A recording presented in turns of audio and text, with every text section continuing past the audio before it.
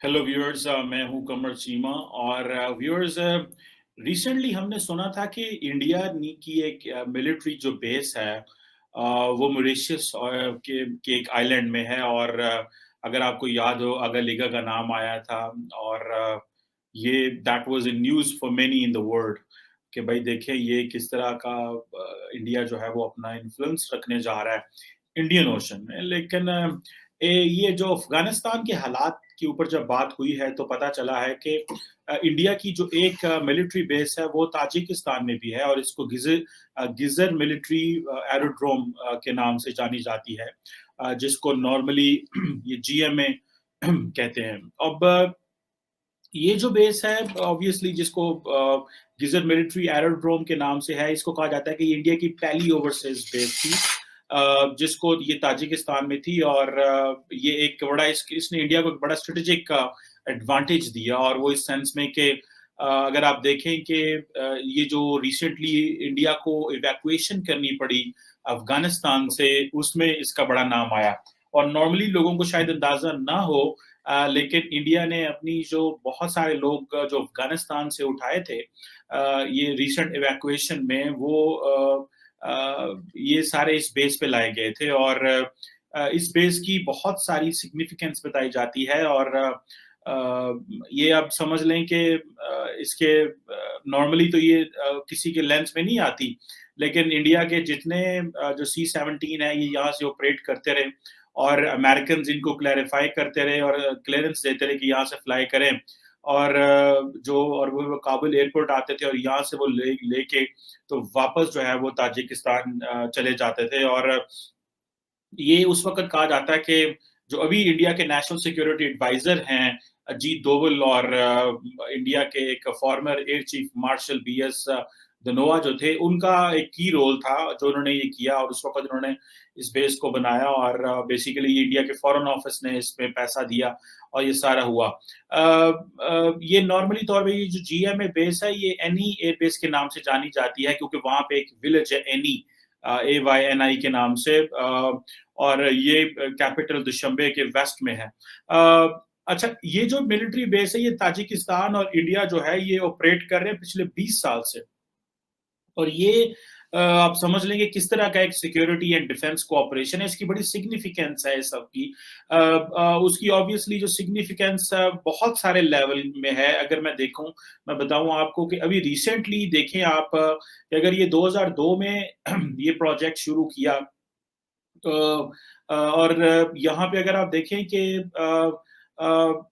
Tajikistan ने किस तरह इंडिया की हेल्प की इसमें। और ताजिक इंडिया जो है वो इन अदर वर्ड्स बहुत सारे जो अफगान से पर्टिकुलरली नॉर्दर्न अलायंस के जो लोग थे, जिसमें अहमद शाह मसूद था, उसको भी जो सपोर्ट करते रहे माजी में।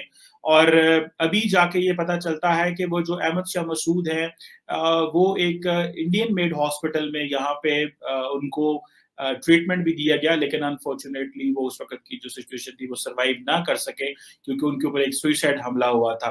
और अभी ऑब्वियसली वो जो 9/11 के बाद जो ये जो हॉस्पिटल है, जिसको इसने सुना है कि काम करना बंद कर दिया था, लेकिन ये एक बड़ा कहते हैं कि जो इंडियन मिलिट्री इंडियन जो फॉरेन ऑफिस है, उसका एक बड़ा रेडिकल स्टेप था। और उधर बड़े रेडिकल थिंकर्स मौजूद थे, और पर्टिकुलरली सिक्योरिटी एस्टेब्लिशमेंट में भी, जिन्होंने ये आइडिया डेवलप किया कि हमें यहाँ पे मिलिट्री बेस रखनी चाहिए। इसकी स्ट्रेटेजिक सिग्निफिकेंस में मैं आपको बताता हूँ। नॉर्मली हम कहते हैं कि इंडिया जो है वो अफगानिस्तान का बॉर्डर नहीं रखता, और पाकिस्तान के, क्योंकि माजी में उस वक्त ये कहा जाता था कि एक डॉक्ट्रिन है स्ट्रेटेजिक डेप्थ की, कि अगर let's say although the government and all the military sources वो कहते हैं कि अब ये डॉक्ट्रिन सर्वाइव नहीं करती बिकॉज सर्कमस्टांसेस चेंज हो गए, लेकिन that was somewhere I think उस वक्त army chief general Aslam Beg के दौर में बैक इन 90s ये आया था कि अफगानिस्तान शुड बी, हमारे साथ अगर फ्रेंडली हुकूमत होगी, तो जो फ्रेंडली हुकूमत है that can help us against India in case, अगर if you have to go for a second strike against the Indians, in case कोई न्यूक्लियर स्ट्राइक होती है या कोई मिसाइल के हमले होते हैं। बट एनी हाउ, तो इंडियंस ने क्या किया कि उनके पास एक सोल्यूशन था कि हमें जो है वो क्या करना चाहिए।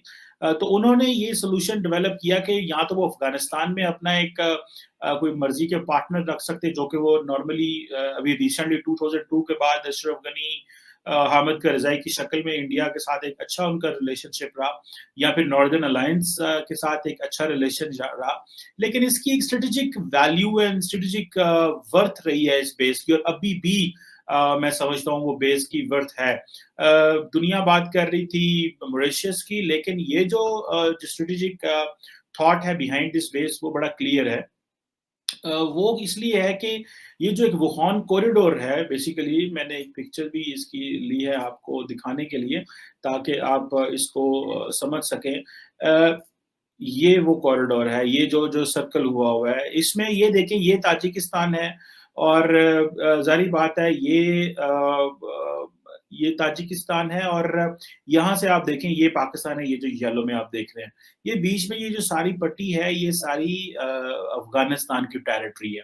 तो कहा जाता है कि ये तकरीबन 16 किलोमीटर का डिफरेंस है, otherwise Pakistan would have been the neighbour country of Tajikistan. लेकिन ये अगर इतना अगर कोई फ्रेंडली गवर्नमेंट है अफ़गानिस्तान में, तो ये 16 किलोमीटर तो कुछ नहीं है। That connects Pakistan more strongly easily with the Tajikistan.